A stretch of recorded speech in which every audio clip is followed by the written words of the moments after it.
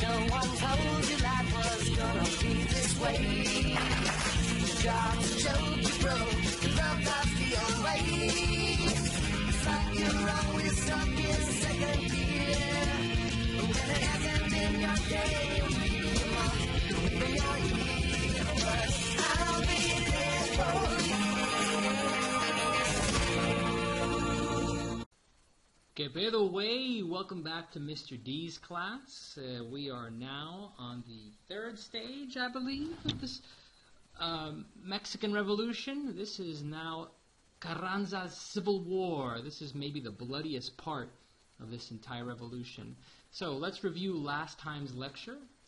We talked last time much about a dictator named Victoriano Huerta who, like a fascist, took all the power, expanded the military, had the support of the church, the elites, especially the support of foreign corporations who were looking to make money, until a man named Woodrow Wilson came in and said, nope, my moral diplomacy dictates that I cannot support someone as horrible as you. And he began supporting the opposition being a man named Karanza. Now, Huerta's reign of terror included assassinations to anybody who tried to speak up against him. He destroyed Congress. He intimidated people in an election that he had. And he eventually lost all the support that the Europeans, Latin Americans had tried to give for the sake of their wallets getting fatter. Eventually, the revolutionaries banded together against him.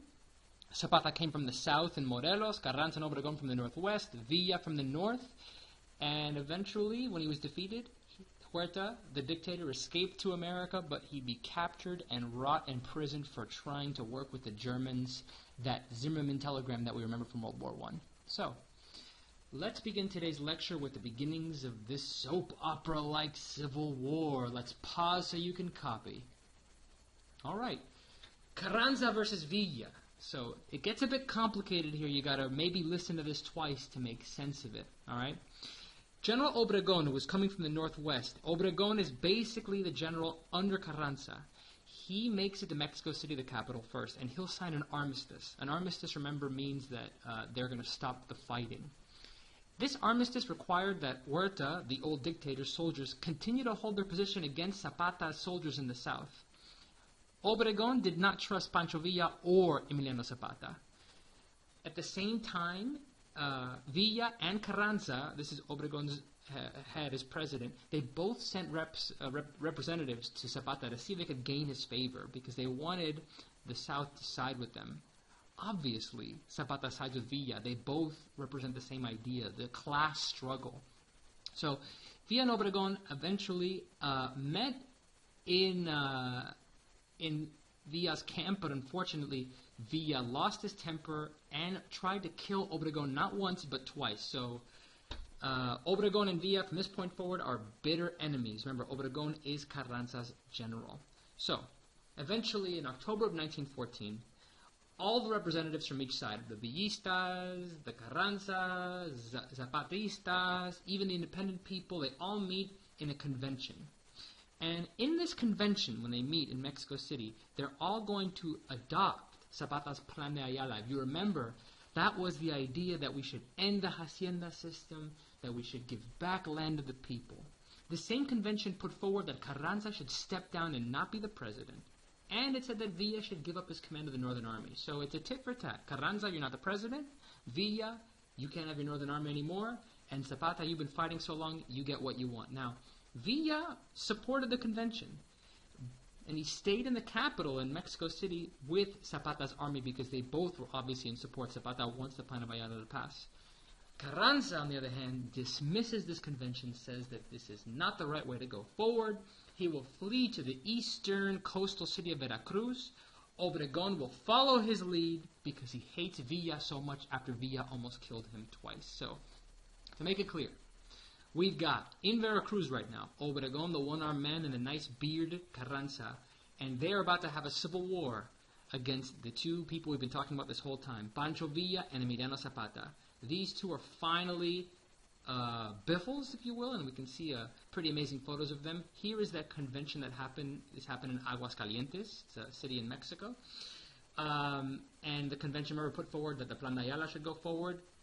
Villa should step down and not lead that army, and Carranza should step down as president. All right? Here's a video that kind of tries to explain this complicated soap opera-like mess. Hopefully it'll help you clarify some things.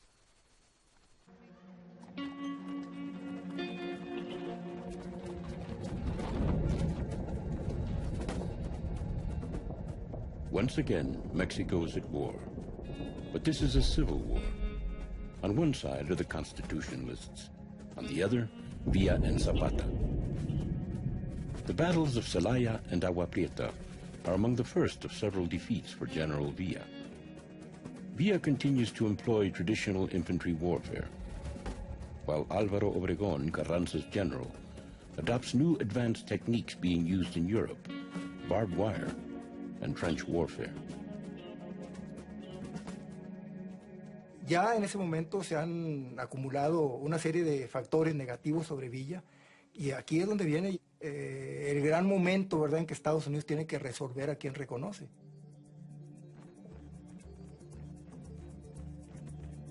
By now, World War I is raging in Europe, and the U.S. is on the verge of being drawn into the vortex. President Wilson must decide how to handle the situation in Mexico. There were several factors that led the Wilson administration to turn against Villa. One of the most important was the fact that Villa had been defeated. He had lost the Battle of Celaya, and World War I had broken out in Europe. What the Americans wanted was a quiet and stable Mexico. Since Karanza had won, they would support him. Villa is outraged at his betrayal by the U.S. He lashes out and attacks the small town of Columbus, New Mexico, where 17 Americans and more than 100 of Villa's men are killed.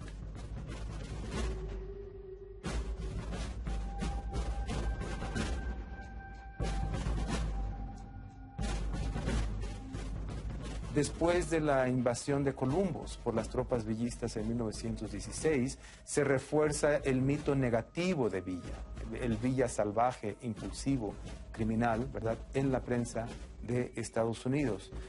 Pero del lado mexicano, curiosamente, sucede lo opuesto. La invasión de Columbus es visto como un acto de reafirmación nacionalista del pueblo de México ante, ¿verdad?, un vecino que suele humillar y explotar, ¿verdad?, a los inmigrantes mexicanos.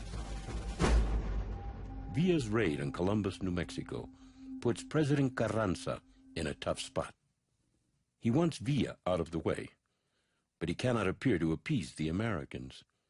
But in March 1916, he allows a U.S. expedition led by General John J. Pershing into Mexican territory to pursue Villa. Pershing's troops search for Villa well into 1917, but they never find him.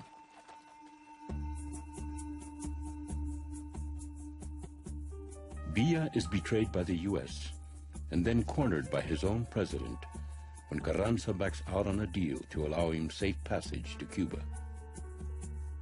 Eso va a determinar que Villa actúe como fiera acorralada ya, ¿verdad?, y empieza a armar su movimiento guerrillero durante 17, 18, 19. Entonces vuelve a crecer y a tomar ciudades, vuelve a tomar Ciudad Juárez, vuelve a tomar Parral, vuelve a tomar varias poblaciones importantes aquí en el estado. People were afraid of his military capacity, and having that presence within Mexico at that time was like putting a knife through the throat of the constitutionalists. And they had to remove that knife because Villa, on more than one occasion, not only had put that knife to their throat, but had raised it, in a manner of speaking. And they had to get rid of it. Okay, let's talk about the Civil War. Pause to copy this. All right, so this Civil War, which is basically between Pancho Villa and Zapata against Obregon and Carranza. All right, that's the Civil War right here. Let's see what their strategies were first. So, Villa and Zapata, their strategy was a tit-for-tat kind of promise. Villa promised Zapata that he'd give him weapons. Zapata promised to attack Carranza's army when Villa needed him the most. Now, while Villa was in the capital, he murdered much of Carranza's supporters. He definitely looted the capital for what he could. He's a bit of a bandit. Eventually, though, he couldn't stand the capital. He couldn't deal with the federal politics, and he headed back to northern Mexico where he belongs. Karanza was a much better politician. This is the bearded guy, remember, and he communicated his vision very well to the Mexican people. Even though America supported Karanza, he had to maintain to his people that he was anti-U.S. and especially anti-foreigners buying all of Mexico. He promised political changes, especially land and labor reform, to not make the same mistakes that Madero made by not addressing these things. So slowly but surely, more and more people would join Karanza and eventually join Obregon, his general, in their army. More importantly, America, when they were in Veracruz, if you remember correctly, they were in Veracruz before, they left a lot of modern weapons for Obregon and his soldiers to use. Most importantly of all, Gatling guns. All right, these are machine guns, basically. Now let's talk about, that's the strategies. How about the course of the war? Villa's army was spread thin, fighting Obregon from all of east to all of west. And Zapata did not receive arms from Villa as promised. Plus, people were saying that, Villa had planned to kill him, so Zapata did not do his end of the bargain. He did not go north to help Villa when he needed him the most, when he was fighting Obregon. So it's basically now Villa versus Obregon alone. Villa had a larger army, though. He had 22,000 against Obregon's army of 15,000, and the big battle would be in a place called Celaya. This would be the downfall for Villa. As we'll see, he grew very arrogant. So here we can see an incredibly famous photo. It is on the left right here, Pancho Villa, on the right, Zapata and all their supporters. This is a very famous photo of Mexican history. These are really the men of the people. They got really, really badass mustaches, you have to admit, with their hats and everything. And here we can see the party at Veracruz, the USS. This is a U.S. ship that left a lot of the supplies for Obregon and Carranza's soldiers. Now, here we can see a map of how this whole thing went down. Basically, remember, Carranza's coming from the east, coming from the west, and at this battle of Celaya, this will be Villa's downfall. Zapata never left the south to help out against Carranza and to help out against Obregon. He would be alone. Villa would be alone, and his northern army would finally fail in this civil war. Here we can see Obregon with machine guns provided to them by the United States.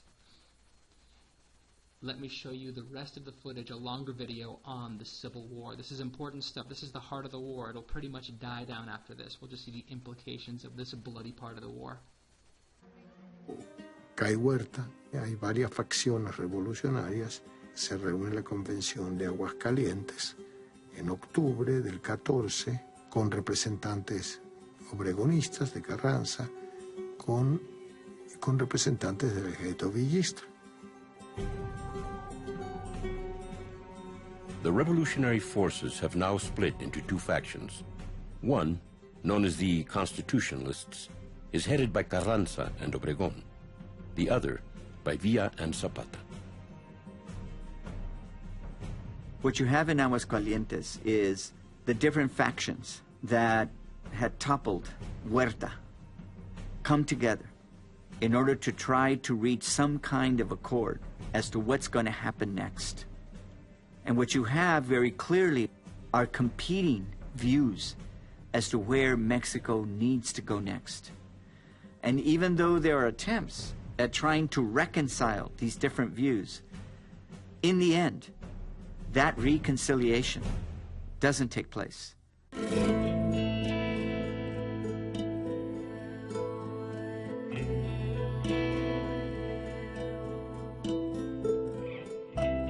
Zapata refuses to attend the convention at Aguascalientes because he distrusts Carranza and the Constitutionalists. They have never supported his demand for agrarian reform. So Villa reaches out to him. The two agree to meet in Xochimilco, the village of the floating gardens. They are just a few miles from Zapata's home state of Morelos.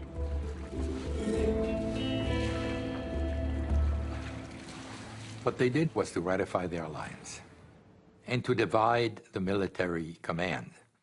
The Zapatistas would operate in the south, the Villistas in the north.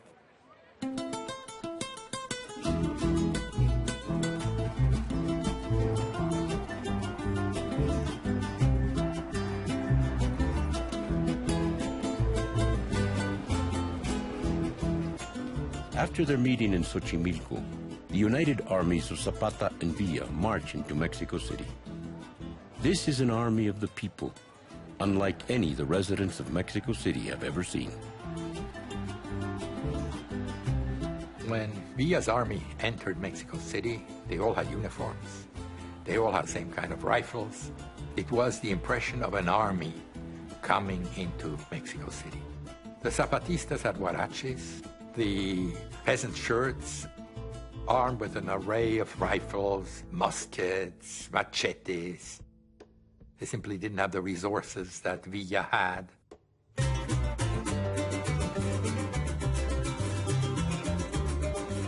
On the other hand, the Zapatistas were the most respectful of private property. They knocked at doors asking if they had a few tortillas to give them, while the Villistas took what they wanted.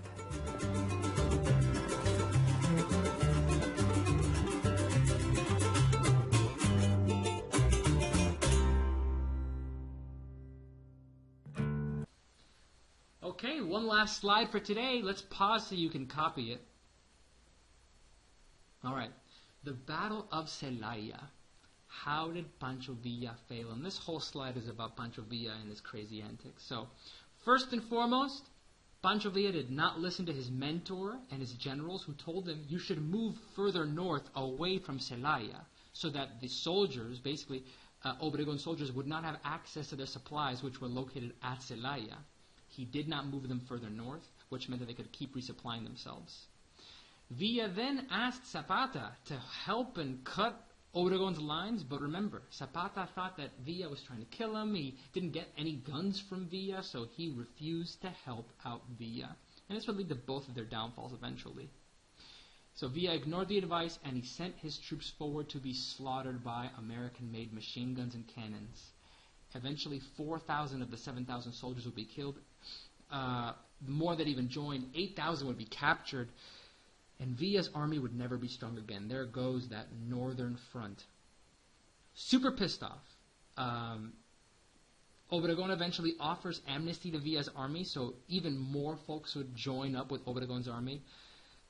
Villa blamed America for his loss. He didn't really blame his mismanagement. So what did he do? He goes up north, entered New Mexico, burns down a very, very empty town, kills 20 Americans. This really pissed off Woodrow Wilson, who ends up sending 10,000 soldiers under General Pershing to go and find Pancho Villa. But, unfortunate for the Americans, they never found him. This would make Pancho a living legend in Mexican history forever. To this day, he is revered as like a true Mexican, even though he was a pretty evil dude, as you've learned over time. So, here is Obregon. He actually lost that arm in the Battle of Celaya, so famously, that one-armed man.